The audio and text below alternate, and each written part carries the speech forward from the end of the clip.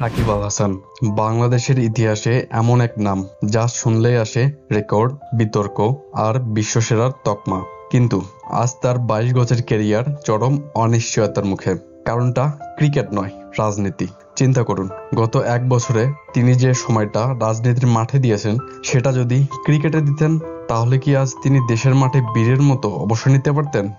আরও আগে নিষিদ্ধ হতেন অন্য কোনো বিতর্কের জেরে। কি হতো যদি সাকিব আল হাসান রাজনীতিতে না যেতেন?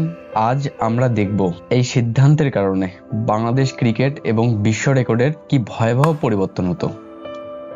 সাকিব যখন রাজনীতিতে মনোযোগ দেন, তখন তিনিই ছিলেন বিশ্বের সেরা অলরাউন্ডার। যদি তিনি শুধু ক্রিকেটেই থাকতেন, আমরা নিশ্চিতভাবে বলতেই পারি তার কেরিয়ার পরিসংখ্যানে বিশাল পরিবর্তন আসতো। টি-20তে 8,000 রান এবং 600 উইকেট পূরণকারী প্রথম ক্রিকেটার হতেন তিনি। তিনি যে হাত ছোঁয়া রেকর্ডগুলোর কাছাকাছি আছেন, রাজনীতি এই দরজাগুলোই বন্ধ করে দিয়েছে। ক্রিকেটে মনোযোগ ধরে রাখলে তিনি সম্ভবত আরো 4 থেকে 5 বছর আন্তর্জাতিক ক্রিকেট খেলতে পারতেন এবং এমন কিছু রেকর্ড গড়তে পারতেন যা ভাঙ্গা প্রায় অসম্ভব হতো।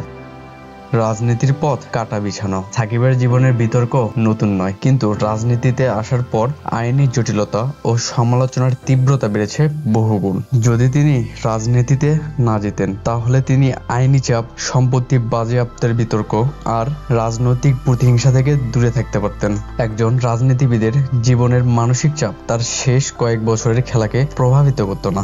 শুধুমাত্র ক্রিকেটে থাকলে তাকে কেবল ক্রিকেটীয় সমালোচনায় শুনতে হতো, ব্যক্তিগত আক্রমণ নয়। রাজনীতির ঝড়পথে হাঁটার সিদ্ধান্তই বদলে দিয়েছে তার চারপাশের আবহাওয়া। যেখানে খেলার মাঠে তিনি ছিলেন নায়ক, সেখানেই রাজনীতিতে হয়েছেন সমালোচনার লক্ষ্যবস্তু। আইন, মামলা, বিরোধীদের কটাক্ষ, এসবের ভারে তার ব্যক্তিগত ও পারিবারিক শান্তিও নষ্ট হয়েছে। যদি তিনি কেবল ক্রিকেটেই সীমাবদ্ধ থাকতেন, হয়তো আন্তর্জাতিক অঙ্গনে আরো অনেক রেকর্ড ভাঙতে পারতেন। খেলাধুলায় ব্যস্ত থাকতেন, বিতর্ক নয়। আজ কেবল ক্রিকেটীয় গৌরব নিয়েই তাকে ঘিরে থাকতো আলোচনা, আর মানুষ তাকে মনে রাখত সর্বকালের সেরা ক্রিকেটার হিসেবে। সাকিব শুধু একজন খেলোয়াড় নন, তিনি দলের ভরসার নাম। রাজনীতিতে না জড়ালে তরুণ ক্রিকেটাররা তাকে আরো বেশি দিন ড্রেসিং রুমে পেত। তার উপস্থিতি দলের পরিবেশকে অনেক শক্তিশালী করত। সবচেয়ে বড় কথা, সরকার পরিবর্তনে তার আন্তর্জাতিক ক্যারিয়ার নিয়ে এমন প্রশ্ন উঠতই না। তার অনুপস্থিতি বা বহিষ্কারের হুমকি দলের মনোভাবকে ভেঙে দিচ্ছে। কি হতো যদি তিনি এই মুহূর্তে দলের সাথে থাকতেন? নিঃসন্দেহে দলের জয়ের সম্ভাবনা অনেকটা বেড়ে যেত। তার অভিজ্ঞতা তরুণ খেলোয়াড়দের শেখার সুযোগ দিত। প্রতি ম্যাচে তার নেতৃত্ব দলের আত্মবিশ্বাস যোগাতো। ড্রেসিং রুমের তার ধৈর্য ও উৎসাহ দলের মনোবল আরো দৃঢ় করত। কৌশলগত সিদ্ধান্তগুলো আরো সঠিক হতো। ফ্যানদের আশা ও উত্তেজনা আরো উঁচুতে থাকতো। টুর্নামেন্টের চাপ সামলানো সহজ হতো। সর্বোপরি দেশের ক্রিকেটের মান আরো উঁচুতে উঠত। যদি রাজনীতি করতেন, তবে আরও পরে কি হতো যদি তিনি ক্রিকেট থেকে অবসর নেওয়ার পর রাজনীতিতে আসতেন? যদি তিনি তার সেরা সময়ে রাজনীতিতে না এসে 42-43 বছর বয়সে আসতেন, তাহলে তার ক্রিকেটীয় কিংবদন্তি সুরক্ষিত থাকতো। তিনি তখন ক্রিকেটের চাপ থেকে মুক্ত থাকতেন এবং পূর্ণ মনোযোগ দিয়ে জনগণের সেবা করতেন। এখন যেমন দুই দিকের ভারসাম্য রক্ষা করতে গিয়ে সমস্যায় পড়তে হচ্ছে, সেই ঝুঁকিই থাকতো না।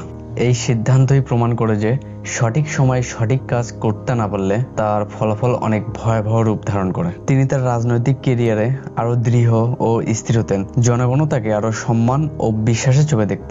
কোনো বিতর্ক বা চাপ তার জনপ্রিয়তা নষ্ট করতে পারত না। তার নেতৃত্ব ক্ষমতা পুরোপুরি দারুণভাবে ফুটে উঠত। রাজনৈতিক পরিকল্পনাগুলোও আরো সুচারুভাবে বাস্তবায়িত হতো। সমাজে ইতিবাচক পরিবর্তন আনার সম্ভাবনা অনেক বেড়ে যেত। সবচেয়ে বড় কথা, তিনি নিজেও শান্তি ও সন্তুষ্টি পেতেন। এমন পরিস্থিতিতে দলের বা দেশের জন্য নেওয়া সিদ্ধান্তগুলো আরো কার্যকর হতো। নির্ভরযোগ্যতা ও অভিজ্ঞতা সব ক্ষেত্রেই তাকে এগিয়ে রাখত। মোট কথা, তিনি সমৃদ্ধ জীবন এবং প্রভাবশালী রাজনৈতিক ভূমিকা দুটোই সুন্দরভাবে বাস্তবায়ন করতে পারতেন। তার নেয়া একটি মাত্র ভুল সিদ্ধান্তে সে আজ হিরো থেকে জিরো। যাকে নিয়ে আমরা গর্ব করতাম, সে আজ আমাদের চোখের বিষ। এক সময় মাঠে তার প্রতিটি শট, প্রতিটি বল আমাদের বুক গর্বে ভরে তুলত। আজ সেই মানুষটিকে ঘিরেই তৈরি হচ্ছে প্রশ্ন আর বিতর্ক। আমরা যাকে হাততালি দিয়ে স্বাগত জানিয়েছিলাম, তাকে আজ সমালোচনার তীর ছুঁড়ে মারছি।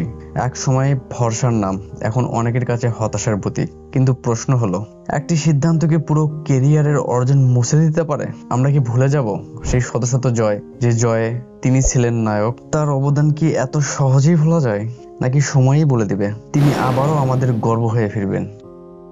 আর এই সিদ্ধান্তগুলো বাংলাদেশ ক্রিকেটের ইতিহাসকেও বদলে দিয়েছে। ভবিষ্যৎ হয়তো তাকে একজন সেরা ক্রিকেটার হিসেবে নয়, বরং একজন বিতর্কিত রাজনৈতিক চরিত্র হিসেবে মনে রাখবে। তার রেকর্ড, তার অর্জন, হয়তো সবকিছুই একসময় ঢাকা পড়ে যাবে রাজনীতির পদতলে।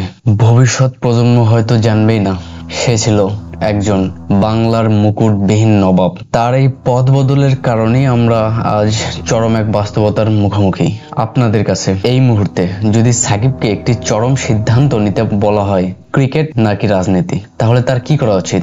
আপনার কি মনে হয়, সাকিব কি আর কোনোদিন ফিরবে লাল সবুজের জার্সি গায়ে? কমেন্টে আপনার মতামত জানান।